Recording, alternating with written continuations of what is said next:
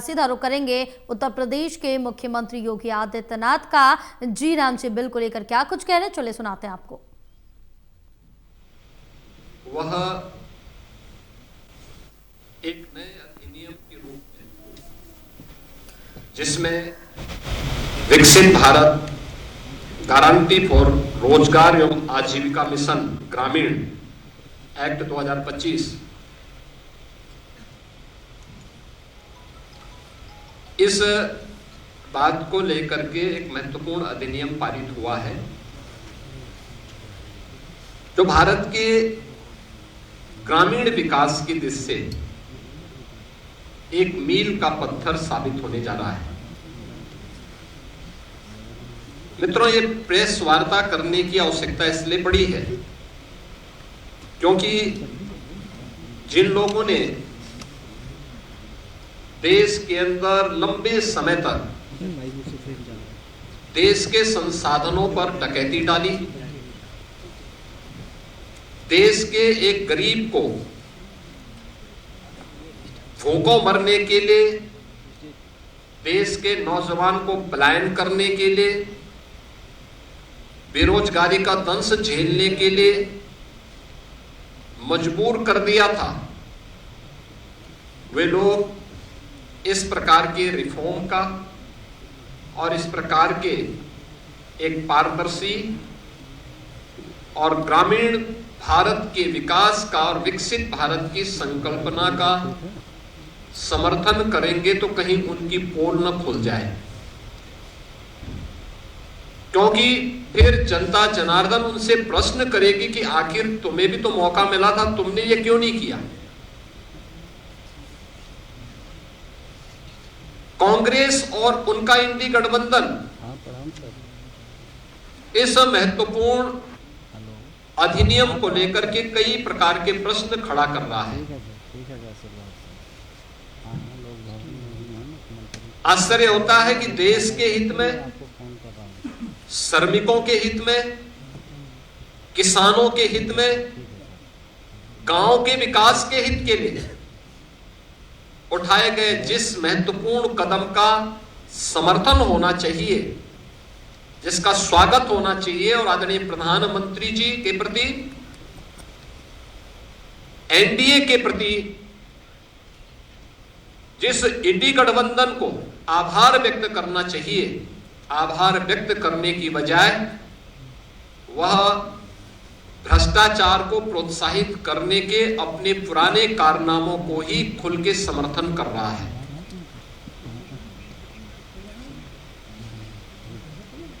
जी Ram ji act 2025, अगर हम इसकी उन विशेषताओं को देखेंगे, एक पारदर्शी प्रक्रिया,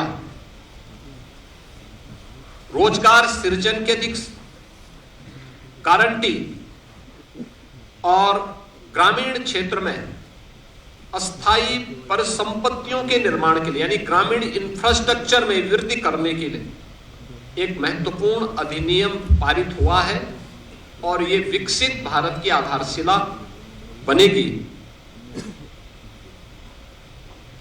विकसित भारत का लक्ष्य तभी साकार हो सकता है जब राज्य विकसित होंगे। राज्य विकसित तब होंगे जब हमारी आधारभूत इकाई गांव है, ये विकसित होंगे। ग्रामीण अर्थव्यवस्था को जब हम सशक्त बनाएंगे, किसान हमारा आत्मनिर्भर होगा,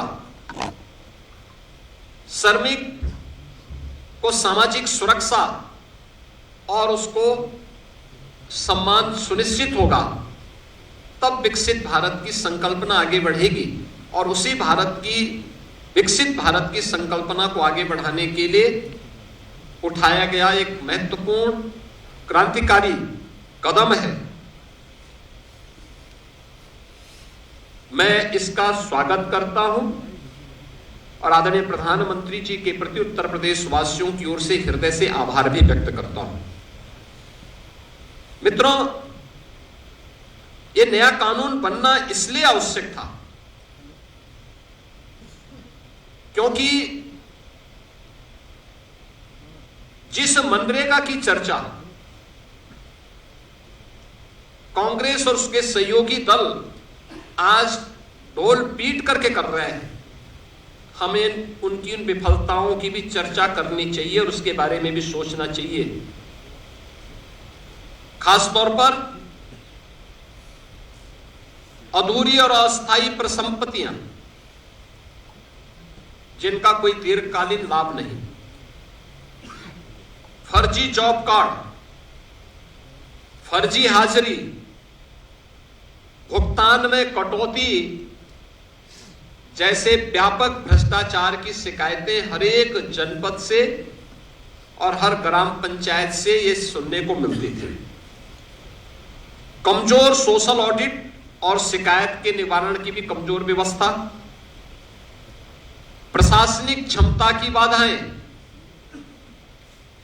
मजदूरी में देरी जैसी समस्याएं इसमें लगातार चलती गई। खेती के मौसम के समय किसानों को मजदूर की संकट देखने को मिलते थे और एक श्रमिक जो ईमानदारी से काम कर रहा है उसको जब उसको काम की आवश्यकता है तब काम की गारंटी नहीं मिल पाती थी, और अगर उसने काम भी किया है तो उसको समय पे भुगतान नहीं होता था। रोजगार सृजन का विकास और अस्थायी परिसंपत्तियों के निर्माण का एक अस्थायी मैकेनिज्म इस योजना से बनाने में पूरी तरह विफल रही है, और इसलिए अब नए संशोधन में रोजगार की गारंटी 100 दिन से बढ़ाकर के 125 दिन किया गया है। साप्ताहिक वेतन यानी साप्ताहिक भुगतान होगा। ऐसा नहीं कि महीनों और वर्षों लग रहे हैं, अब हर सप्ताह लेबर ने काम किया तो साप्ताहिक उसे भुगतान होगा, और देरी होगी तो इसका मुआवजा भी देना होगा, यानी उसके लिए अतिरिक्त उसको ब्याज देना होगा। समय पर काम नहीं मिलने पर बेरोजगारी भत्ता अब कानूनी अधिकार हो गया है। यानी अगर कोई व्यक्ति कहता साहब मुझे काम चाहिए और काम नहीं दे रही है ग्राम पंचायत, तो उसके बदले में उसको भत्ता की गारंटी हो गई।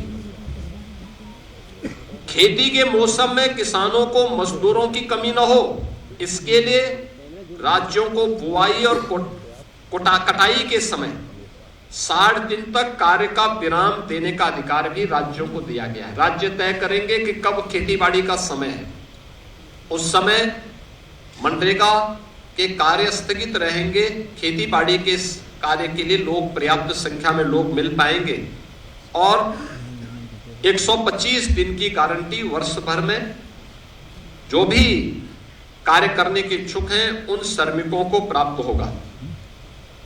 किसान और मजदूर दोनों के हित इसके माध्यम से सुरक्षित रखने की गारंटी दी गई है। खोदने और भरने वाली कामों पर विराम होने से स्वाभाविक रूप से जिनके हित प्रभावित हो रहे हैं वो चिल्ला रहे हैं, क्योंकि गड्ढा खोदते थे फिर उसको पाटते थे। ये प्रक्रिया अब उनके हित प्रभावित हो रहे हैं तो स्वाभाविक रूप से उनका चिल्लाहट होना स्वाभाविक है। अब इसमें 4 श्रेणियां दी गई हैं जिसका निर्धारण ग्राम पंचायत स्वयं तय करेगी। एक, मनरेगा का उपयोग जो पहले होता था वह कोई अस्थायी पर संपत्ति आप नहीं बना सकते थे, लेकिन अब विकसित भारत जी राम जी के माध्यम से हम अस्थायी संपत्ति का निर्माण कर सकते हैं, और उसके लिए 4 प्रकार के प्रायोरिटीज तय की गई, प्राथमिकताएं जो तय की गई, श्रेणियां। एक, जल संरक्षण के लिए आप देख रहे होंगे ग्रामीण क्षेत्र में या शहरी क्षेत्र में अक्सर आप देखते हैं ग्रामीण क्षेत्र में बहुत सारे ब्लॉक को हमें वहां पर डार्क जोन ग्रुप के रूप में घोषित करना होता है।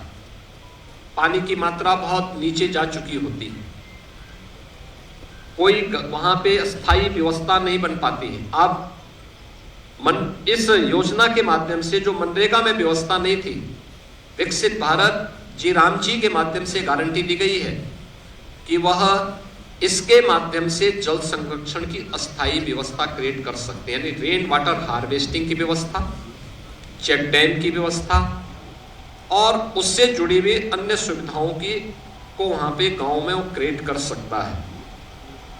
ग्रामीण बुनियादी इंफ्रास्ट्रक्चर के माध्यम से वह इन चीजों को वहां पे विकसित कर सकता है, सड़क, नाली, इन सब का विकास कर सकता है। आजीविका संबंधी इंफ्रास्ट्रक्चर को भी इसके माध्यम से क्रिएट कर सकता है, खेल का मैदान बना सकता है, ओपन जिम का निर्माण कर सकता है। गांव के पास पैसा है, गांव के पास लैंड है, गांव की मार्केट मंडी बना सकता है। गांव में सड़कों पे जहां तहां जो मंडी बनी हुई है उसको हटाकर उसको व्यवस्थित रूप से दुकानें बनवा करके एक अच्छे खाली जगह पर उसको अस्थायी रूप से सड़क से हटा करके एक सिस्टम के साथ जोड़ सकता है, जिससे सुरक्षा की गारंटी उस दुकानदार के पास भी हो जाएगी और साथ साथ गांव के पास एक इनकम का माध्यम भी हो जाएगा। इस प्रकार के उसको भी किया जा सकता है।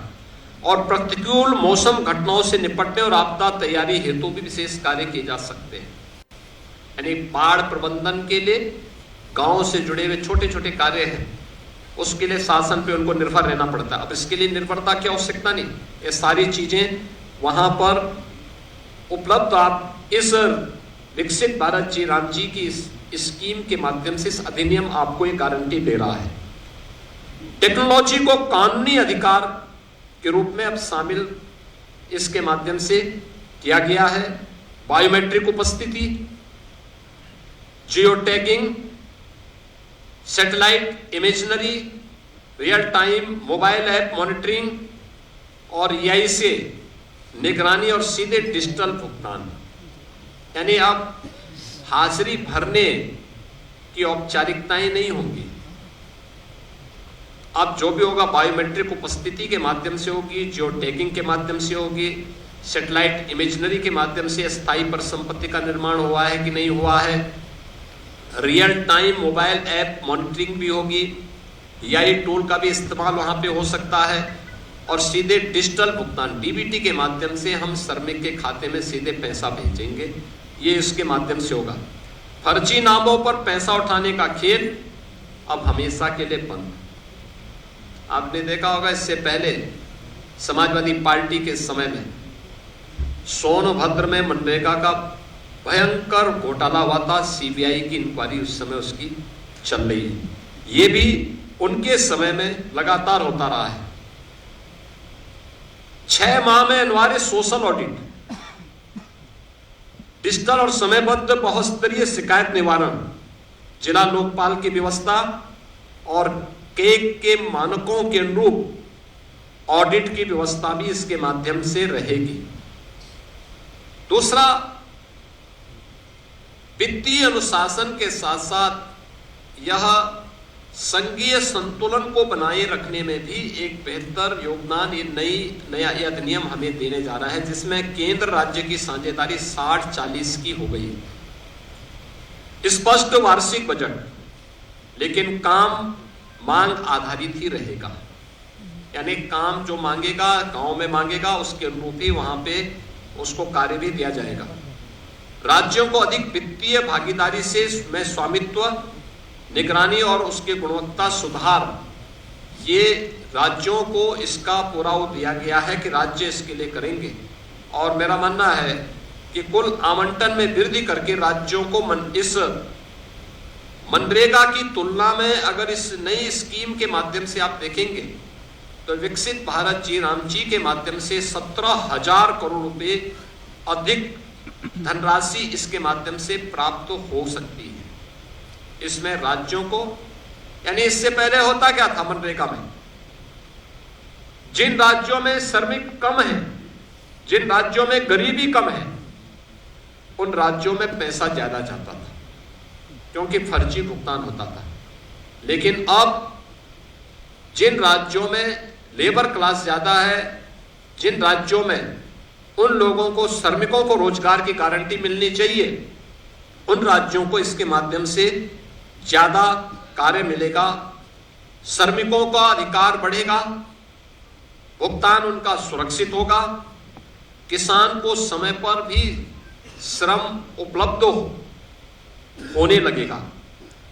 अब रोजगार केवल राहत का माध्यम नहीं, अभी तो यह विकास और आत्मनिर्भरता का भी आधार बनेगा। यानी आपने देखा होगा, इससे पहले मनरेगा में क्या करते थे, सब रोजगार सृजन करना, एक बार गड्ढा खोदो फिर उसको पाट डालो। अब ये नहीं, अब कोई भी रोजगार होगा तो अस्थायी संपत्ति के निर्माण को लेकर के होगा, अस्थायी संपत्ति उसके माध्यम से बननी है।